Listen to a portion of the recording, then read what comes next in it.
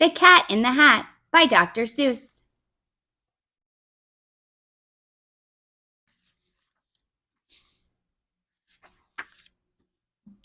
The sun did not shine, it was too wet to play, so we sat in the house all that cold, cold, wet day. I sat there with Sally, we sat there we two, and I said how I wish we had something to do. Too wet to go out and too cold to play ball, so we sat in the house, we did nothing at all. So all we could do was to sit, sit, sit, sit, and we did not like it, not one little bit. And then something went bump. How that bump made us jump. We looked and we saw him step in on the mat. We looked and we saw him, the cat in the hat. And he said to us, "Why do you sit there like that? I know it is wet and the sun is not sunny, but we can have lots of good fun." That is funny. "I know some good games we could play," said the cat. "I know some new tricks," said the cat in the hat. "A lot of good tricks, I will show them to you. Your mother will not mind at all if I do." Then Sally and I did not know what to say.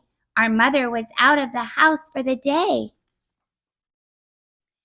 But our fish said, "No, no, make that cat go away. Tell that cat in the hat you do not want to play. He should not be here. He should not be about. He should not be here when your mother is out." Now, have no fear, said the cat. "My tricks are not bad," said the cat in the hat. "Why, we can have lots of good fun if you wish, with a game that I call Up, Up, Up with a Fish." "Put me down," said the fish. "This is no fun at all. Put me down," said the fish. "I do not wish to fall." "Have no fear," said the cat. "I will not let you fall. I will hold you up high as I stand on a ball, with a book on one hand and a cup on my hat. And that is not all I can do," said the cat.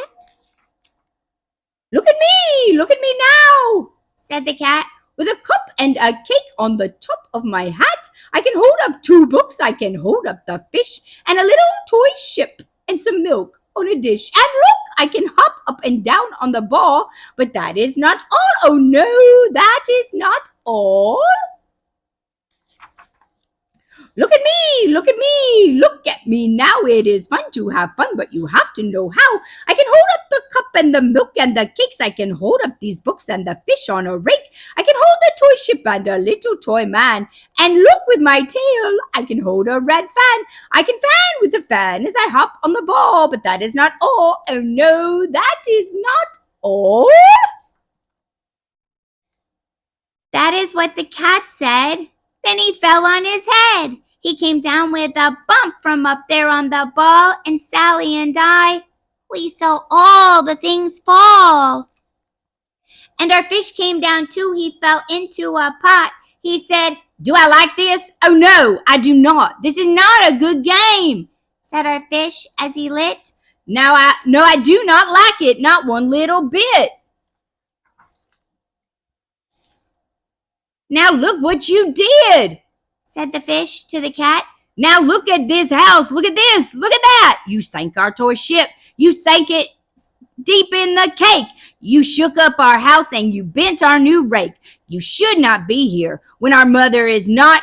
You get out of this house," said the fish in the pot. "But I like to be here. Oh, I like it a lot," said the cat in the hat to the fish in the pot. "I will not go away. I do not wish to go. And so," said the cat in the hat, So, I will show you another good game that I know." And then he ran out, and then fast as a fox, the cat in the hat came back in with a box. A big redwood box. It was shut with a hook. "Now look at this trick," said the cat. "Take a look." Then he got up on top with a tip of his hat. "I call this game Fun in a Box," said the cat. In this box are 2 things I will show to you now. You will like these 2 things, said the cat with a bow. I will pick up the hook. You will see something new. 2 things, and I call them thing 1 and thing 2. These things will not bite you. They want to have fun. Then out of the box came thing 2 and thing 1, and they ran to us fast. They said, how do you do? Would you like to shake hands with thing 1 and thing 2? And Sally and I did not know what to do, so we had to shake hands with thing 1 and thing 2. We shook their 2 hands, but our fish said, no, those things should not be in this house. Make them go. They should not be here when your mother is not. Put them out, said the fish in the pot. Have no fear, little fish, said the cat in the hat. These things are good things. And he gave them a pat. They are tame, oh so tame. They have come here to play. They will give you some fun on this wet day. Now here is a game that they like, said the cat. They like to fly kites, said the cat in the hat. No, not in the house, said the fish in the pot. They should not fly kites in a house. They should not. Oh, the things they will bump. Oh, the things they will hit. Oh, I do not like it. Not one little bit.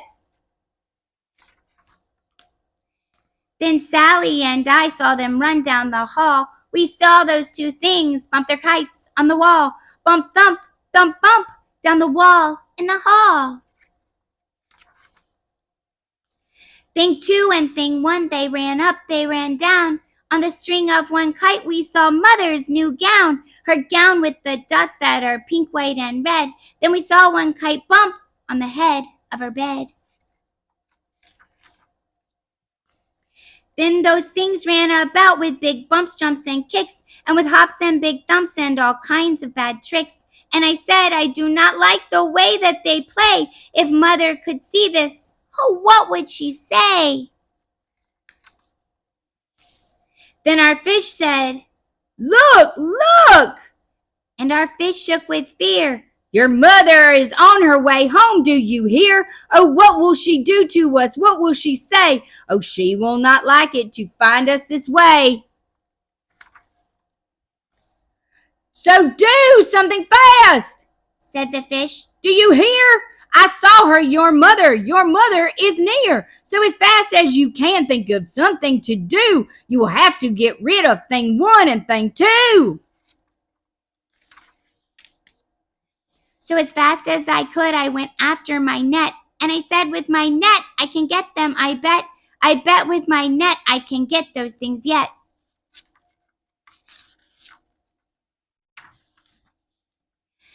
Then I let down my net, it came down with a plop, and I had them at last. Those 2 things had to stop. Then I said to the cat, now you do as I say. You pack up those things and you take them away. Oh dear, said the cat. You did not like our game? Oh dear, what a shame, what a shame, what a shame. Then he shut up the things in the box with the hook, and the cat went away with a sad kind of look. That is good, said the fish. He has gone away, yes, but your mother will come. She will find this big mess, and this mess is so big and so deep and so tall, we cannot pick it up. There is no way at all. And then, who was back in the house? Why, the cat. Have no fear of this mess, said the cat in the hat. I always pick up all my playthings, and so I will show you another good trick that I know. Then we saw him pick up all the things that were down. He picked up the cake and the rake and the gown and the milk and the strings and the books and the dish and the fan and the cup and the ship and the fish. And he put them away. Then he said, that is that. And then he was gone with a tip of his hat. Then our mother came in and she said to us too, did you have any fun? Tell me, what did you do? And Sally and I did not know what to say. Should we tell her the things that went on there that day? Should we tell her about it? Now, what should we do? Well, what would you do if your mother asked you? The end. What would you do if your mother asked you? Horton Hears a Who by Dr. Seuss.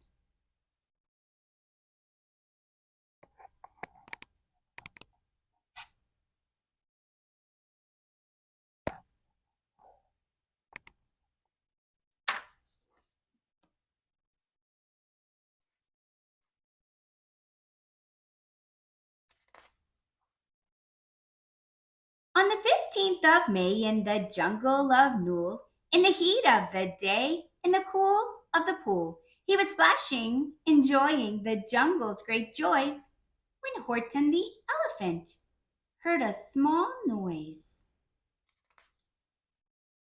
So Horton stopped splashing. He looked toward the sound. That's funny. Thought Horton. There's no one around.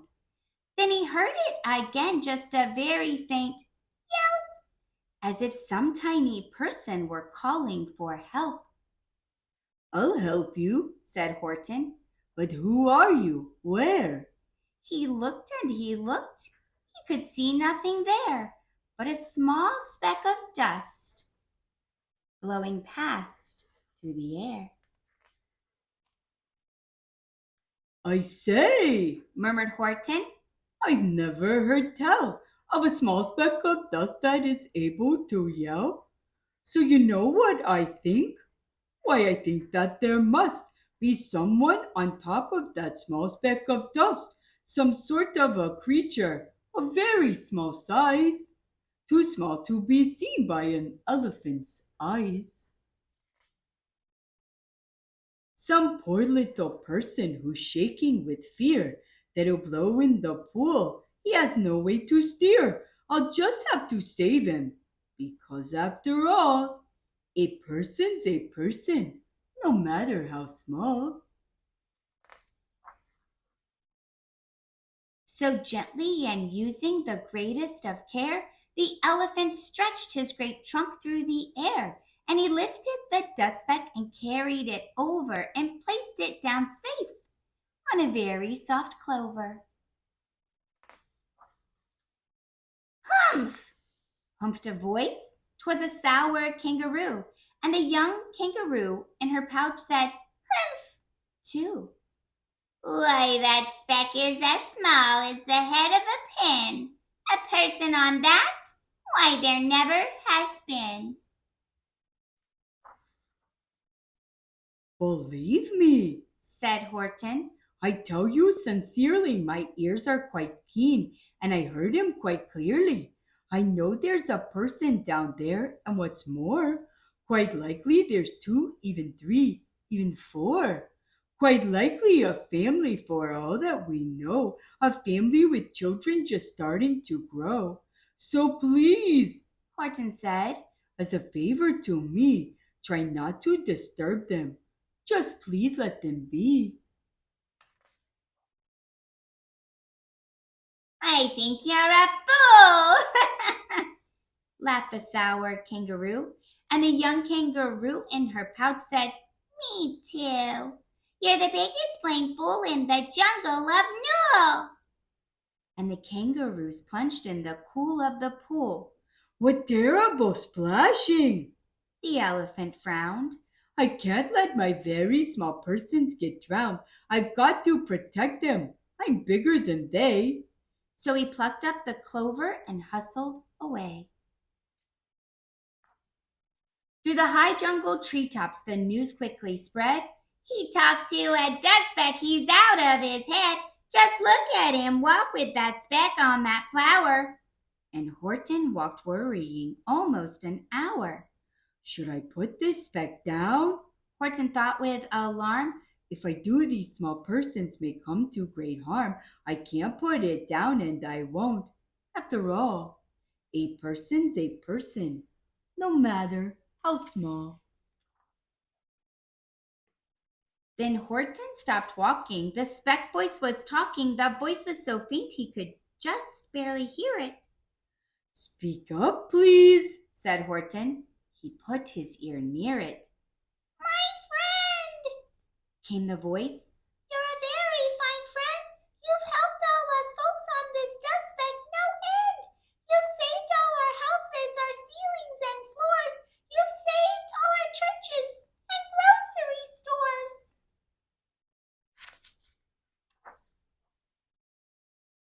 "You mean?" Horton gasped. "You have buildings there too?" Oh, yes, piped the voice. We most certainly do. I know, called the voice. I'm too small to be seen, but I'm mayor of a town that is friendly and clean. Our buildings to you would seem terribly small, but to us who are big, they are wonderfully tall. My town is called Whoville, for I am a Who, and we Whos are all thankful and grateful to you. And Horton called back to the mayor of the town, "You're safe now, don't worry. I won't let you down." But just as he spoke to the mayor of the speck, 3 big jungle monkeys climbed up Horton's neck. The Wickersham brothers came shouting, "What rot! This elephant's talking to who's who are not. There aren't any what who's, and they don't have a mayor. And we're going to stop all this nonsense. So there." They snatched Horton's clover. They carried it off to a black-bottomed eagle named Vlad, a mighty strong eagle of very swift wing. And they said, "Will you kindly get rid of this thing?" And before the poor elephant even could speak, that eagle flew off with the flower in his beak. All that late afternoon and far into the night, that black-bottomed bird flapped his wings in fast flight, while Horton chased after with groans over stones that tattered his toenails and battered his bones, and begged, "Please do not harm all my little folks who have as much right to live as us bigger folks do." But far, far beyond him, that eagle kept flapping, and over his shoulder called back, "Quit your yapping, I'll fly the night through. I'm a bird, I don't mind it, and I'll hide this tomorrow where you'll never find it." And at 6:56 the next morning he did it. It sure was a terrible place that he hid it. He let that small clover drop somewhere inside of a great patch of clovers, 100 miles wide. "Find that," sneered the bird, "but I think you will fail." And he left with a flip of his black-bottomed tail. "I'll find it," cried Horton. "I'll find it or bust. I shall find my friends on my small speck of dust." And clover by clover by clover, with care, he picked up and searched them and called, "Are you there?" But clover by clover by clover, he found that the one that he sought for was just not around. And by noon, poor old Horton, more dead than alive, had picked, searched, and piled up 9,005. Then on through the afternoon, hour after hour, till he found them at last on the 3,000,000th flower. "My friends!" cried the elephant. "Tell me, do tell, are you safe? Are you sound? Are you whole? Are you well?" From down on the speck came the voice of the mayor. We really had trouble, much more than our share. When that black-bottomed birdie let go and we dropped, we landed so hard that our clocks have all stopped. Our teapots are broken, our rocking chair smashed, and our bicycle tires all blew up when we crashed. So Horton, please, pleaded that voice of the mayor's, will you stick by us Whos while we're making repairs? "Of course," Horton answered. "Of course I will stick. I'll stick by you small folks through thin and through thick." "Humph," humped a voice. For almost 2 days you've run wild and insisted on chatting with persons who never existed. Such carryings on in our peaceable jungle, we've had quite enough of your bellowing bungle. And I'm here to state, snapped the big kangaroo, that your silly nonsensical game is all through. And the young kangaroo in her pouch said, Me too. With the help of the Wickersham brothers and dozens of Wickersham uncles and Wickersham cousins and Wickersham in-laws whose help I've engaged, you're going to be roped and you're going to be caged. And as for your dust speck, ha! That ye shall boil in a hot steaming kettle of hazelnut oil. Boil it? gasped Horton. Oh, that you can't do. It's all full of persons. They'll prove it to you.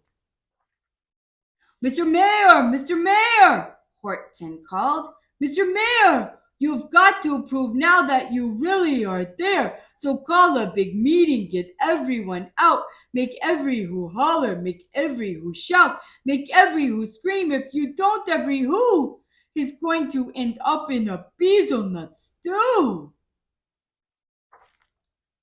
And down on the dust speck, the scared little mayor quick called a big meeting in Whoville Town Square, and his people cried loudly. They cried out in fear, "We're here! We're here! We're here! We're here!"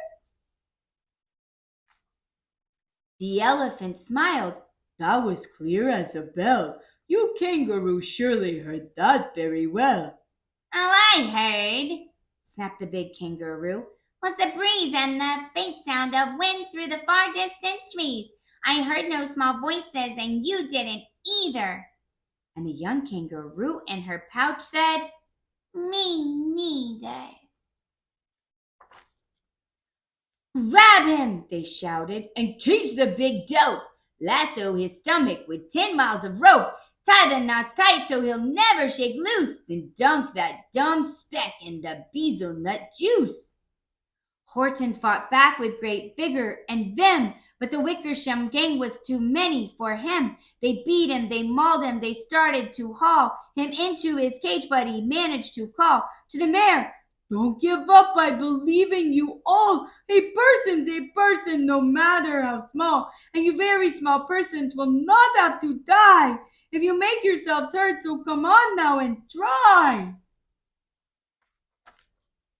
The mayor grabbed a tom-tom, he started to smack it, and all over Whoville they whooped up a racket. They rattled tin kettles, they beat on brass drums, on garbage pail tops and on cranberry cans.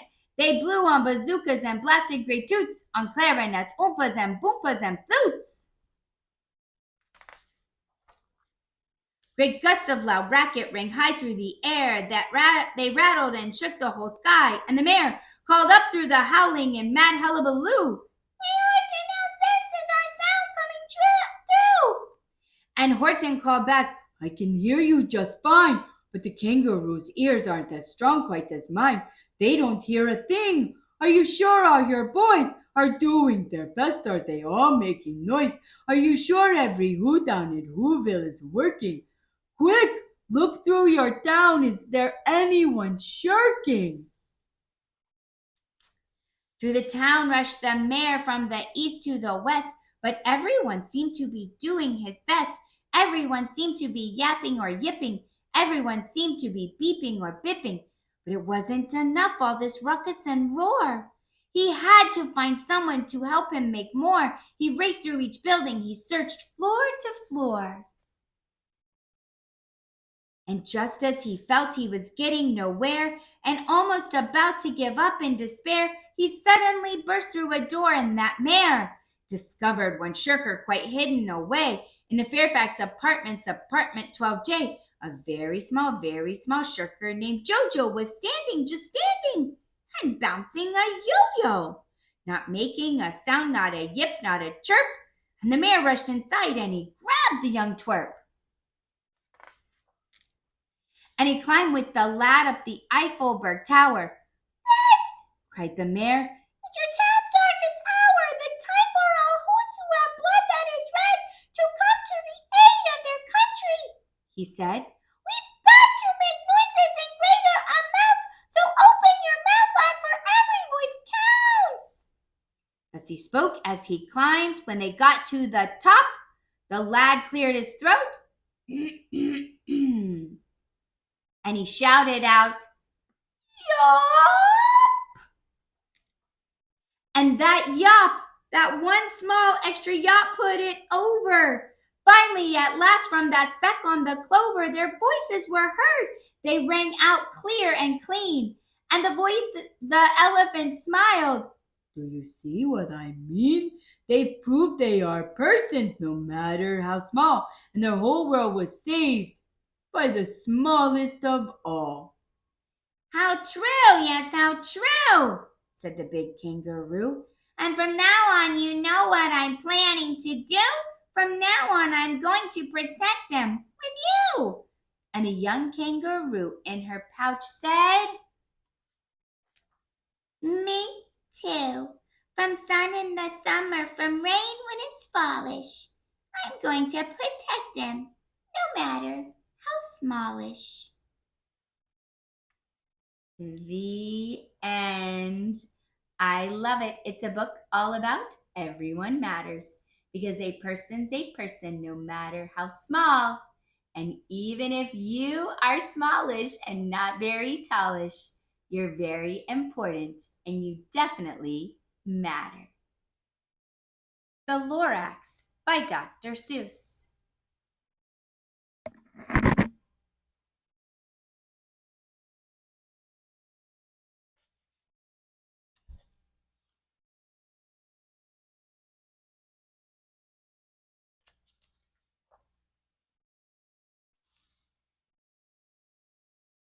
At the far end of town where the grickle grass grows, and the wind smells slow and sour when it blows, and no birds ever sing excepting old crows, is the street of the lifted Lorax.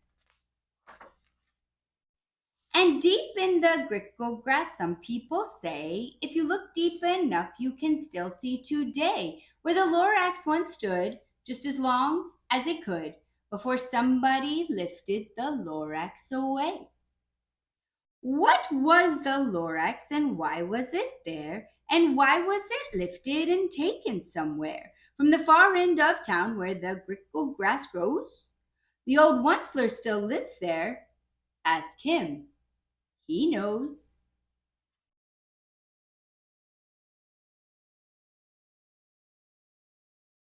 You won't see the Onceler, don't knock at his door. He stays in his lurkin on top of his store. He lurks in his lurkin coat under the roof, where he makes his own clothes out of muffered moof. And on special dank midnights in August, he peeks out of the shutters and sometimes he speaks and tells how the Lorax was lifted away. He'll tell you, perhaps, if you're willing to pay. On the end of a rope, he lets down a tin pail, and you have to toss in 15 cents and a nail, and the shell of a great grandfather snail. Then he pulls up the pail, makes a most careful count to see if you've paid him the proper amount. Then he hides what you paid him away in his snub, his secret strange hole in his grooveless glove. Then he grunts, I will call you by whisper my phone, for the secrets I tell are for your ears alone. Slip!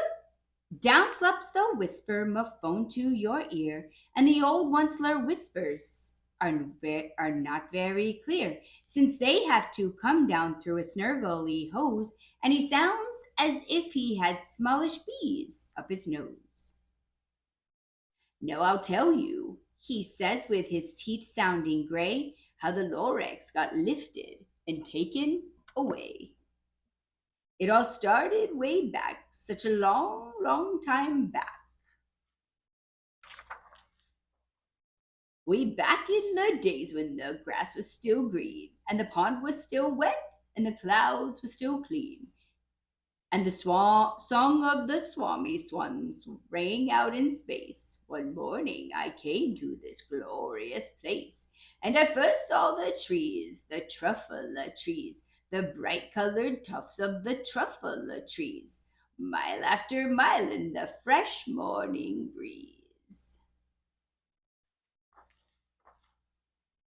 And under the trees I saw brown barbaloots frisking about in their barbaloot suits as they played in the shade and ate truffle fruits.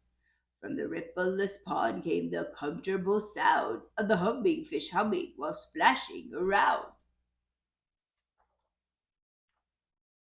But those truffle trees all my life I'd been searching for trees such as these. The touch of their tufts was much softer than silk, and they had the sweet smell of fresh butterfly milk. I felt a great leaping of joy in my heart. I knew just what I'd do. I unloaded my cart. And in no time at all, I had built a small shop. Then I chopped out a truffle tree with one chop, and with great skillful skill and with great speedy speed, I took the soft tuft and I knitted a thneed. The instant I'd finished, I heard a gazump. I looked, I saw something pop out of the stump of the tree I chopped out. It was a sort of a man. Describe him? That's hard. I don't know if I can. He was shortish and oldish and brownish and mossy, and he spoke with a voice that was sharpish and bossy. Mister, He said with "Achoo!" a sawdusty sneeze. I am the Lorax. I speak for the trees. I speak for the trees, for the trees have no tongues. And I'm asking you, sir, at the top of my lungs. He was very upset as he shouted and puffed. What's that thing you've made out of my truffle tufts? Look, Lorax, I said, there's no cause for alarm. I chopped just one tree. I am doing no harm. I'm being quite useful. This thing is a thneed. A thneed's a fine something that all people need. It's a shirt, it's a sock, it's a glove, it's a hat. But it has other uses, yes, far beyond that. You can use it for carpets, for pillows, for sheets, or curtains or covers, for bicycle seats. The Lorax said, Sir, you are crazy with greed. There is no one on earth who would buy that fourth need. But the very next minute, I proved he was wrong, for just at that minute, a chap came along, and he thought that the thneed I had knitted was great. He happily bought it for $3.98. I laughed at the Lorax. You poor silly guy. You never can tell what some people will buy. I repeat, cried the Lorax, I speak for the trees. I'm busy, I told him. Hush up, if you please. I rushed across the room and in no time at all built a radio phone. I put in a quick call. I called all my brothers and uncles and aunts. And I said, listen here, here's a wonderful chance for the whole Once-Love family to get mighty rich. Get over here fast, take the road to North Nitch. Turn left at Weehawken, shop right at South Stitch. And in no time at all in the factory I built, the whole Once-Love family was working full tilt. We were all knitting thneeds, just as busy as bees, to the sound of the chopping of truffle trees. Then, oh baby, oh how my business did grow. Now chopping one tree at a time was too slow. So I quickly invented my super axe hacker, which whacked off 4 truffle trees at one smacker. We were making thneeds 4 times as fast as before, and the Lorax, he didn't show up anymore. But the next week he knocked on my new office door. He snapped, I'm Lorax who speaks for the trees, which you seem to be chopping as fast as you please. But I'm also in charge of the brown Babaloots, who played in the shade in their Babaloot suits and happily lived eating truffle fruits. Now, thanks to your hacking my trees to the ground, there's not enough truffle fruit to go round. And my poor Babaloots are all getting the crummies because they have gas and no food in their tummies. They love living here, but I can't let them stay. They'll have to find food, and I hope that they may. Good luck, boys, he cried, and he sent them away. I, the onceler, felt sad as I watched them all go. But business is business, and business must grow, regardless of crummies and tummies, you know.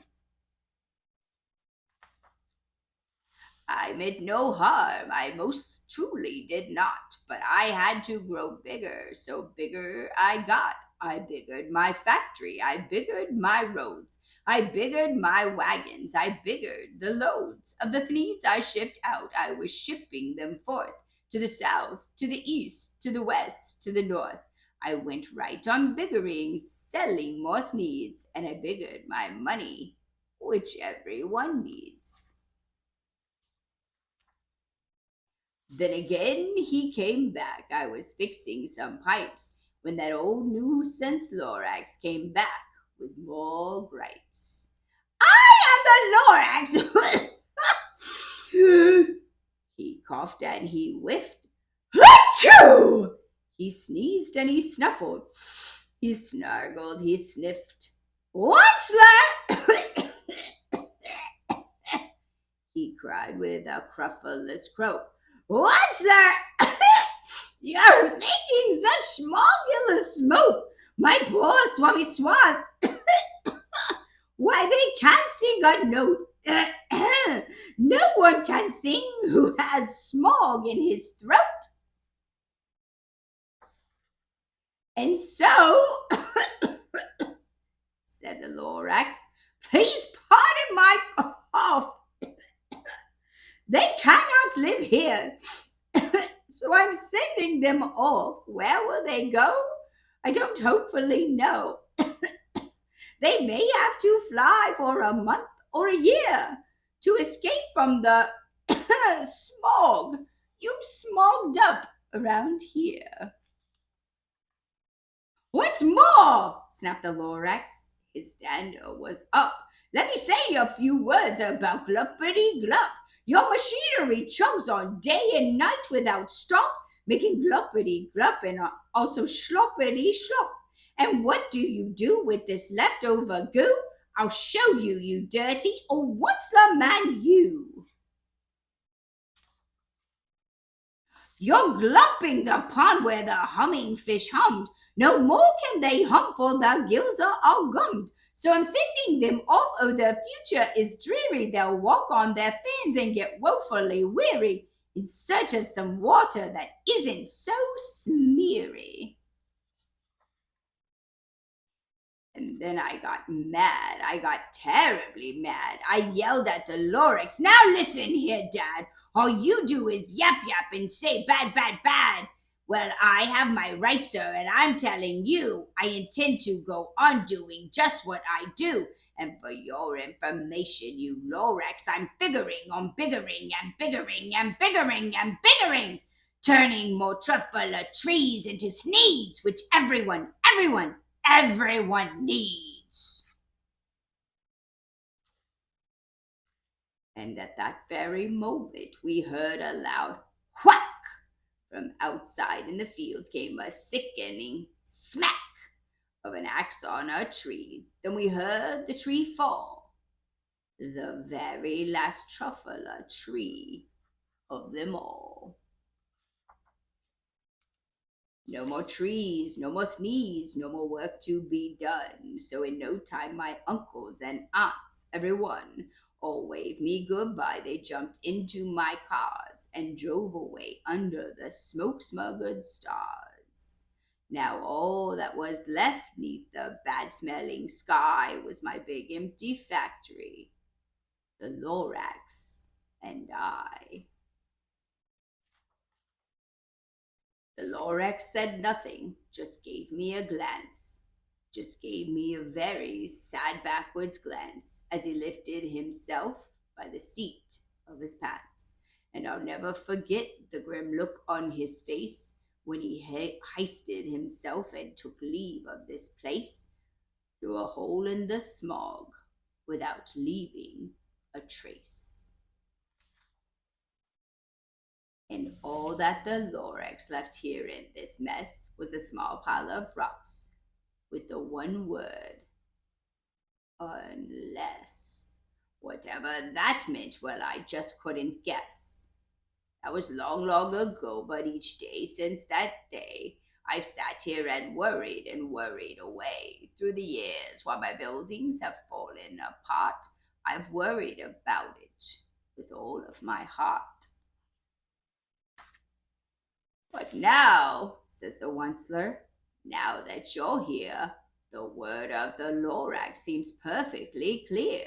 Unless someone like you cares a whole awful lot, nothing is going to get better. It's not.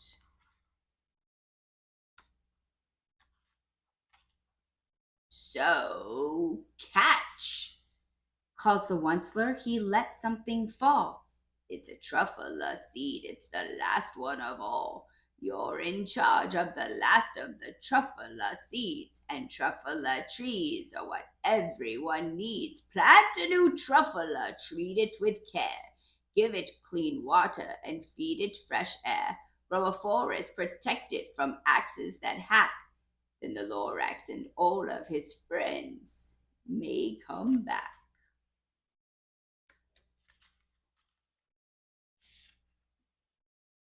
The end. What do you think? Do you think that that one little boy would be strong enough? Would be enough planting that one seed? I think maybe just one person doing the right thing could be enough. So when you see something that needs doing, maybe you could be that one person, because nothing will change unless someone steps up to make a change. Green Eggs and Ham by Dr. Seuss.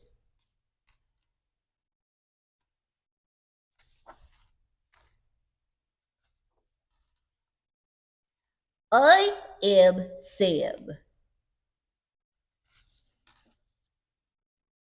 I am Sam. Sam, I am. That Sam I am, that Sam I am. I do not like that Sam I am.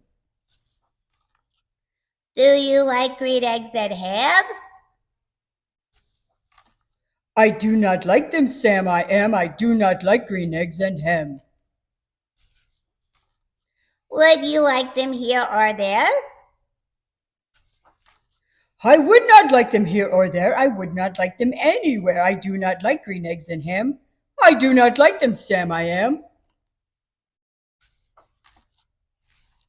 Would you like them in a house? Would you like them with a mouse? I do not like them in a house. I do not like them with a mouse. I do not like them here or there. I do not like them anywhere. I do not like green eggs and ham. I do not like them, Sam I am. Would you eat them in a box? Would you eat them with a fox? Not in a box, not with a fox, not in a house, not with a mouse. I would not eat them here or there. I would not eat them anywhere. I would not eat green eggs and ham. I do not like them, Sam I am. Could you in a car? Eat them, here they are. I would not, could not in a car. You may like them, you will see. You may like them in a tree. I would not, could not in a tree, not in a car. You let me be. I do not like them in a box. I do not like them with a fox. I do not like them in a house. I do not like them with a mouse. I do not like them here or there. I do not like them anywhere. I do not like green eggs and ham. I do not like them, Sam I am. A trade, a trade, a trade, a trade. Would you own a trade?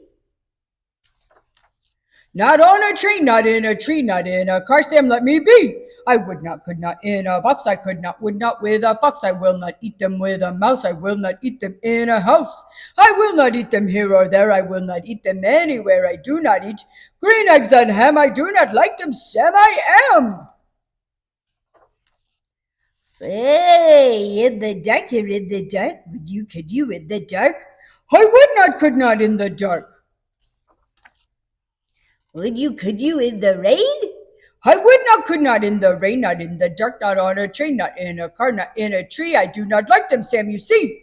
Not in a house, not in a box, not with a mouse, not with a fox. I will not eat them here or there. I do not like them anywhere.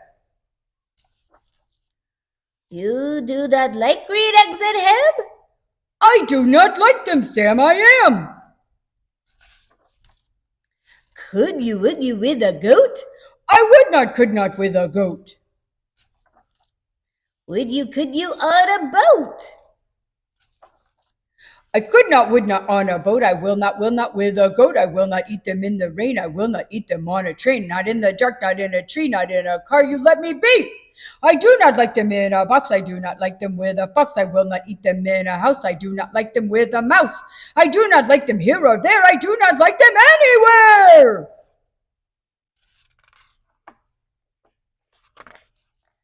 I do not like green eggs and ham. I do not like them, Sam, I am. You do not like them, so you say, try them, and you may. Try them, and you may, I say. Sam, if you will let me be, I will try them. You will see.